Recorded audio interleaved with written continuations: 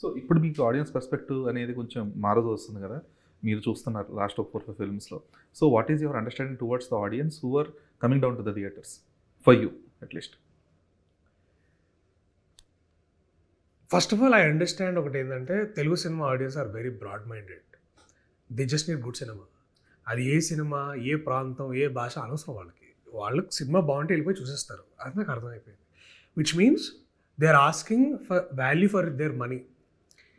నటుడుగా, కళాకారుడుగా నా బాధ్యత ఏంటంటే మీరు థియేటర్కి వచ్చినప్పుడు నేను మీకు ఆ వాల్యూ ఇవ్వాలి.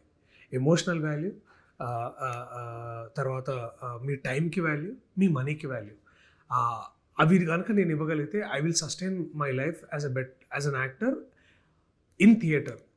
ఇప్పుడు ఏంటంటే హీరో అన్నప్పుడు ఏమవుతుందంటే ఎంత మార్కెట్ అని కూడా ఇట్స్ అది వద్దన్న. ఇప్పుడు ఏంటంటే I'm definitely reduce two numbers. I'm definitely reduce to some sort of category, some sort of what ever. అది బిజినెస్ పరంగానో ఇంకే పరంగానో నేను అర్థం చేసుకోవడానికి ప్రయత్నిస్తాను.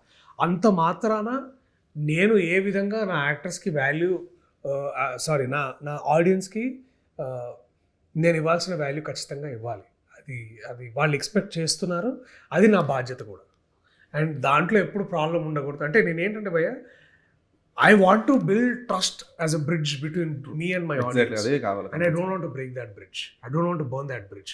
I want to keep it. కొన్నిసార్లు అప్పుడప్పుడు ఇట్లా చిన్న సీపేజ్ వస్తుంది, కానీ ఎమ్మటే మళ్ళీ దాన్ని పెయింట్ వేసుకొని మళ్ళీ ఫ్రెష్గా కోటింగ్ వేసి మళ్ళీ బ్రిడ్జ్ రెడీ ఉంటుంది మీకు. So that love as a relationship I want to continue with my audience.